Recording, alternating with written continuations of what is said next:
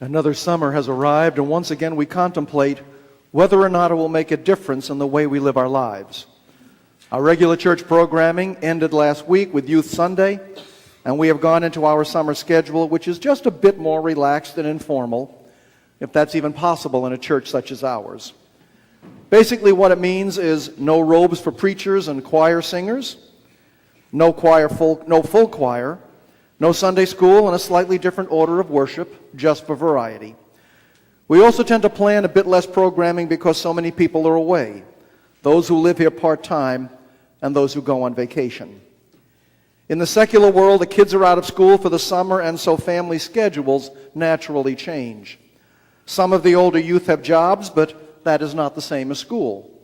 And those who do take vacations take them for the most part in the summer, whether or not they travel to other places.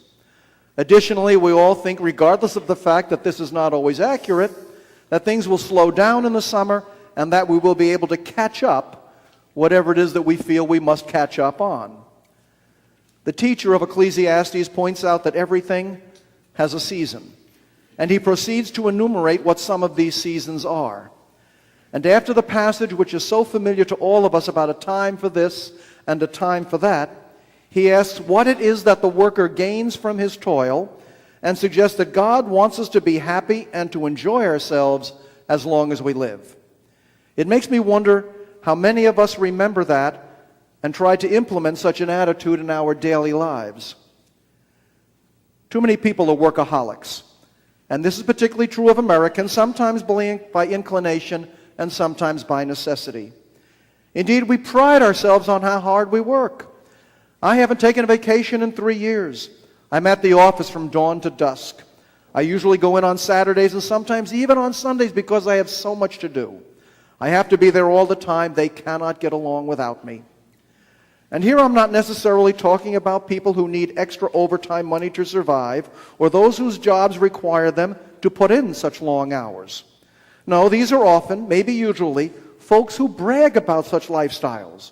How are you doing? Oh, I'm busy, busy, busy. It's a badge of honor for them. And we are all them, at least occasionally, especially if we don't want to appear to be slacking or goofing off. I'm not suggesting that there is anything wrong with work or with working hard, but I am forced to think that there is more to life than just work, or there should be.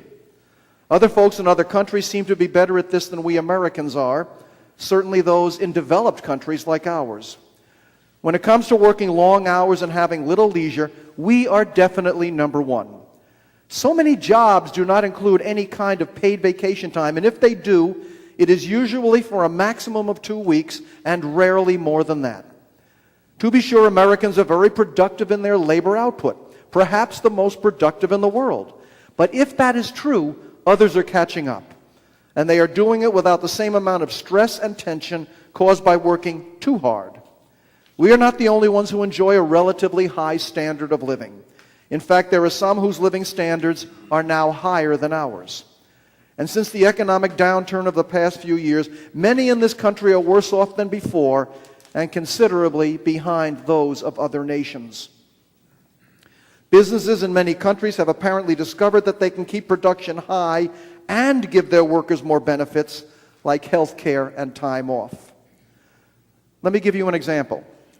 I know someone who recently started working for an enormous conglomerate, one of the largest companies in the world, with headquarters in Germany. So it follows European practices when it comes to taking care of its employees.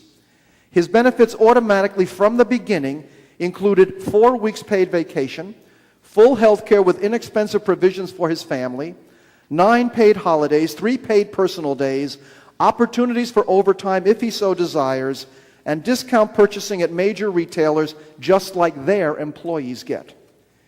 Is this company hurting because of its generosity? Not even a little bit. And what it gains is satisfied workers who are loyal and committed, who are not exhausted, who come back from their time off with more energy than when they left, and result in profits that all companies would be very happy to be able to claim. It seems like we spend our whole lives, or most of our lives, working so that we can get relaxed and renewed when we retire, hoping that we will live long enough to retire. And we all have different visions of what our retirements will include. I have enjoyed a piece sent to me as an email by Bill and Jackie Held dealing with this very subject. It's titled, Why I Like Retirement, and consists of a humorous question and answer format regarding the lives of retirees. How many days in a week? 6 Saturdays and 1 Sunday. What is a retiree's bedtime? 3 hours after they fall asleep in the recliner. How many retirees does it take to change a light bulb? Only one, but it might take all day. What's the biggest gripe of retirees? There is not enough time to get everything done, which really is kind of true, as most retirees sooner or later discover. Among retirees, what is considered formal attire? Tied shoes. That also apparently applies to people who live on or near a beach. Why do retirees count pennies? They're the only ones who have the time. What is the common term for someone who enjoys work and refuses to retire? Nuts. Why are retirees so slow to clean out the basement, attic, or garage? They know that as soon as they do, one of their adult kids will want to put more stuff there. What do retirees call a long lunch? Normal. What is the best way to describe retirement? The never-ending coffee break. What's the biggest advantage of going back to school as a retiree? If you cut classes, no one calls your parents. What do you do all week? Monday through Friday, nothing. Saturday and Sunday, rest. Now, why do you suppose I'm using this in a sermon about the beginning of the summer? I want to suggest to you that working too hard through most of our lives in preparation for retirement is not such a good idea. It is not such a good idea for several reasons. Number one, we might never reach retirement age and thus will not have enjoyed any of the kinds of benefits associated with retirement. Two, many of the enjoyable things we might like to do in retirement, especially those of a physical nature, might not be realistic because we will no longer perhaps be able to have the physical ability to do them. And three, if we spend all our time working and never take any time off for fun or relaxation, by the time we retire, we might not know how to have fun or achieve relaxation because we have had absolutely no practice at it. So what's the answer? Do at least some of those things now, which you are putting off until later when you think you will have more of the wherewithal, including time and money. And the best time to do some of them, I would suggest, is in the summer. If you are not now retired and have the kind of job which allows you to rest, relax, travel, do it. If you are retired now and have not been doing anything in the way of fun or relaxation, despite the opportunity, do it. And perhaps we should also change, all of us, our outlook somewhat so that time off is better appreciated by those of us who live in this work-worshiping country. The authors of Genesis, recognizing the realities of what it takes to survive in our world, tried to explain work as a directive from God. And since people have always had to work to meet their basic needs, these writers inserted the concept and their literary explanation right in the beginning of the book, and hence in their minds at the beginning of human history. They took a story of a first man and a first woman, Adam and Eve. These people, so the folklore went, lived in a perfect place where all their requirements were met, the Garden of Eden. They didn't have to do anything to get anything. But then they messed up. They ignored God's order to stay away from the tree of the knowledge of good and evil. They ate the fruit, and as the tale tells, their eyes were opened. Their disobedience angered God, and he expelled them from the garden, and hence from their idyllic existence. Further, he threw a few punishments their way, including the need to work, and thus earn their keep by the sweat of their brows. Now, I said this was a story, an allegorical story which tries to explain the unexplainable.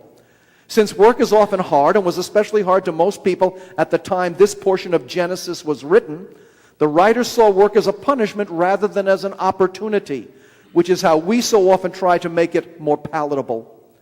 Recognizing that it was necessary, they attempted to understand why it had to be so difficult.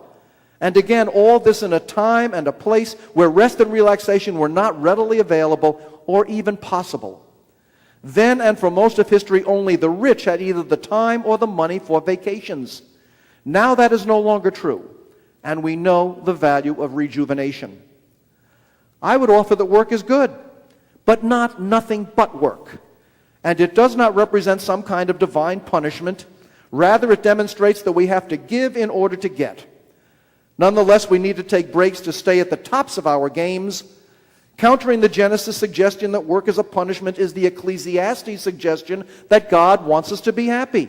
Indeed, to eat and drink and take pleasure. So, do you? Are we? For everything there is a season. This is the season for renewing our bodies, our minds, our spirits. We could ask, if not now, when? The summer stretches before us. Let's do all we can to use some of it, at least some of it, to become more relaxed and less stressed by the end of it.